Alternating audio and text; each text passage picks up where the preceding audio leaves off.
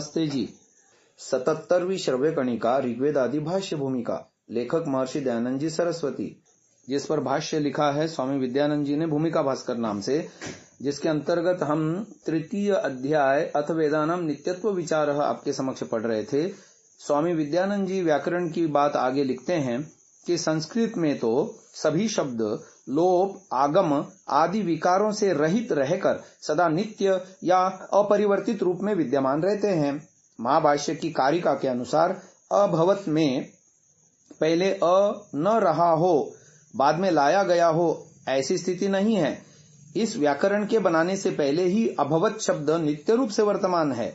अभवत में पहले भू रहा हो बाद में भव बनाया गया हो, ऐसा भी नहीं है, अपितु सदा से वर्तमान भव को ही इस माध्यम से समझाया जा रहा है, जिससे कोई यहाँ भू का प्रयोग न करने लगे।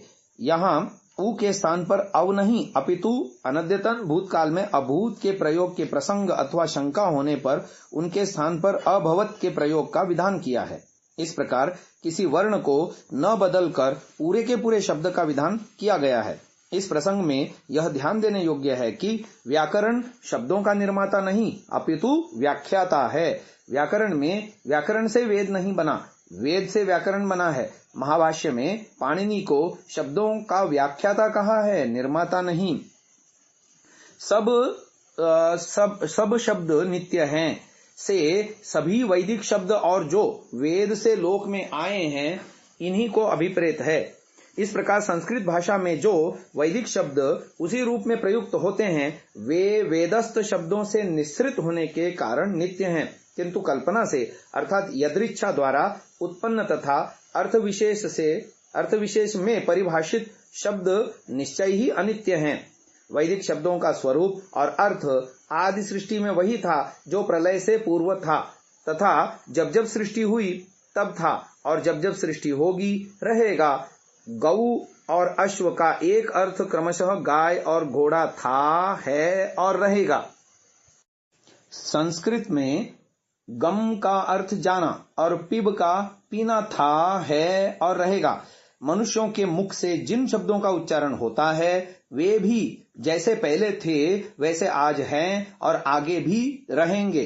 प्रकृति में गौ की रचना मानवी कृति नहीं है, अपौरुषेय रचना है। अतः गौ शब्द और प्रतीक से जो अर्थ ग्रहण किए जाते हैं दोनों अपौरुषेय होने से नित्य हैं। महान शब्द शिल्पी कवि कुल गुरु कालिदास ने शिव पार्वती का अभेद अथवा तादात्म्य बताने के लिए वागर्थाविव संपृक्तौ को उपमान के रूप में प्रस्तुत किया है। अतः परमेश्वर द्वारा प्रकाशित वेद में प्रयुक्त शब्द और उनके अर्थ देश कालानवच्छिन्न हैं। इसके विपरीत हम लोगों की कल्पना से उत्पन्न होने वाले शब्द कार्य होने से अनित्य हैं। मनुष्यों द्वारा निर्मित शब्दों से भिन्न भिन्न भाषाओं की उत्पत्ति होती है, इसीलिए विभिन्न देशों में विभिन्न भाषाएं प्रचलित हो गई हैं। उनके अपने अपने संकेत हैं, इसी से भाषाओं में वैविध्य है। जो जिसका स्वाभाविक कार्य होता है वह देश काल या जाति के कारण बदलता नहीं। मनुष्य द्वारा निर्मित भाषा में शब्द से अर्थबोध होने में ऐसा नियम नहीं काम करता। वहां शब्द के अर्थ का बोध सामयिक है, वह निर्धारित संकेत के अनुसार होता है। यदि लौकिक भाषाओं में ऐसा न होता, शब्द अर्थ का संबंध स्वाभाविक होने से प्रत्येक शब्द नियत अर्थ का बोधक होता, तो मनुष्य मात्र अपने भावों को व्यक्त करने के लिए सर्वत्र एक ही भाषा का प्रयोग करते, जैसा पशु पक्षी में प्राय देखा जाता है। परंतु मानव सृष्टि में तो अर्थ संकोच, अर्थ विस्तार, अर्थ विपर्यय आदि की प्रक्रिया के कारण एक ही देश में एक ही वर्ग की एक ही भाषा में अंतर पड़ता जाता है। जो व्यक्ति उन संकेतों को नहीं जानते उन्हें शब्दों को सुनकर भी यथार्थ बोध नहीं हो पाता। कभी कभी भाषाओं का रूप इतना बदल जाता है कि उसी परंपरा में रहने वाली जनता भी अपनी भाषा को पूरी तरह नहीं समझ पाती। जो शब्द अर्थ मनुष्य समाज परस्पर व्यवहार के निमित्त कल्पित व सांकेतिक रूप में निश्चय करता है वह अवश्य ही अनित्य होता है। यह ठीक है कि लोक में भी अश्व आदि शब्द विशेष से घोड़े जैसे आदि जैसी वस्तु विशेष का ही बोध होता है, कपड़े आदि का नहीं। इससे शब्द और अर्थ का परस्पर बोध होता है। यदि ऐसा न होता तो प्रत्येक शब्द से प्रत्येक अर्थ का बोध संभव होता, परंतु ऐसा नहीं होता। इससे शब्द अर्थ की व्यवस्था लोक में भी देखी जाती है, परंतु लौकिक शब्दों के अर्थ यथा काल लोककर्ता पुरुषों तथा भिन्न भिन्न भाषा भाषी जनता की इच्छा व व्यवहार के अनुसार निर्धारित होते रहते हैं। जहाँ वेद में शब्दार्थ स्वाभाविक है, जो ऋषियों द्वारा जाना जाता है, वहाँ लोक में वह अभिधानिक आचार्यों द्वारा संकेतित किया जाता है। कौन सा शब्द किस अर्थ का वाचक या द्योतक है, ऐसे संकेत अपनी अपनी भाषा के लिए अलग अलग निर्धारित रहते हैं या समान भी रह सकते हैं।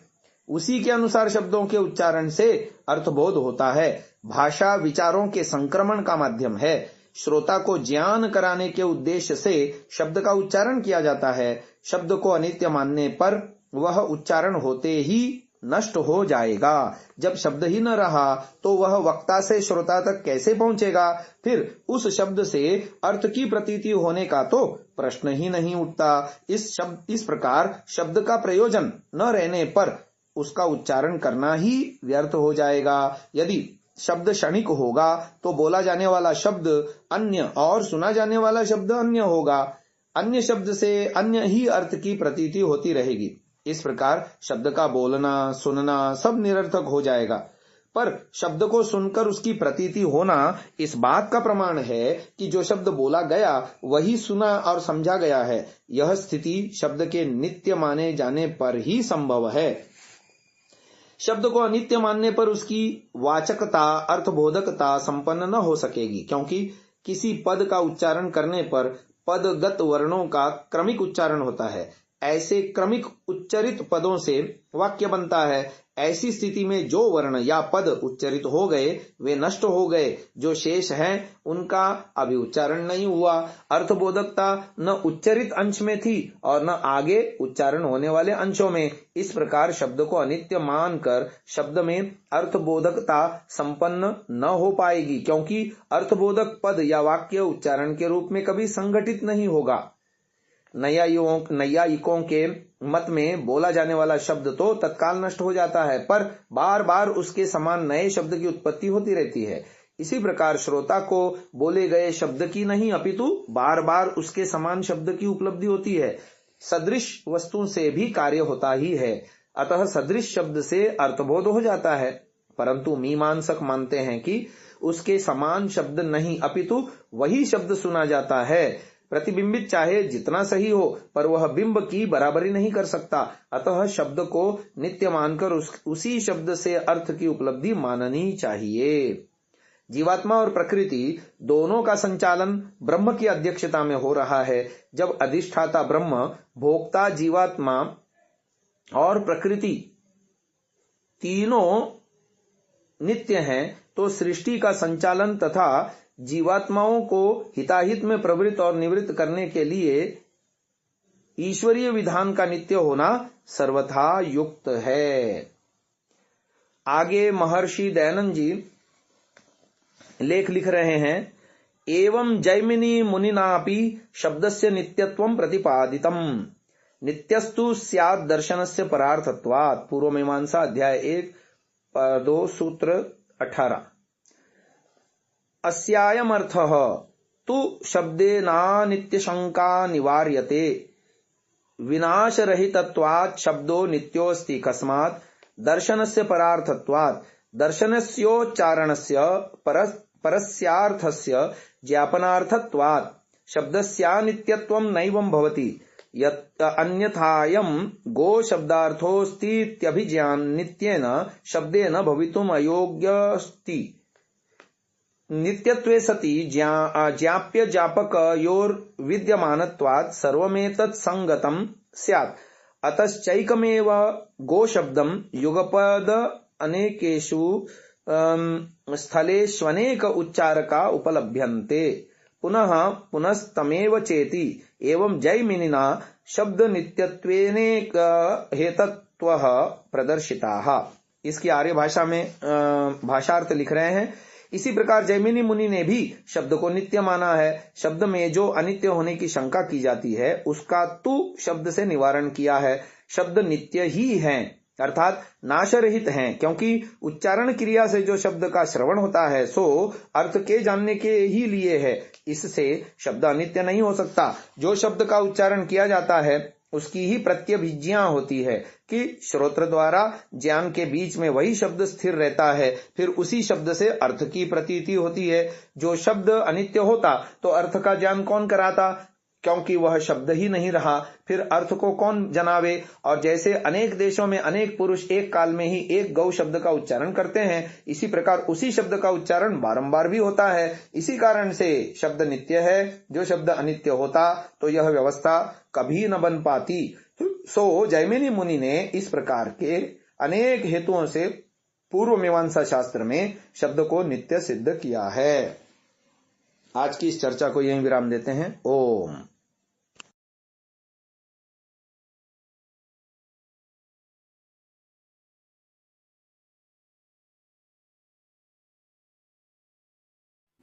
डाउनलोड सांसा ऐप, आरवीरदल ऐप, विजिट सांसा.org, rvirdal.in।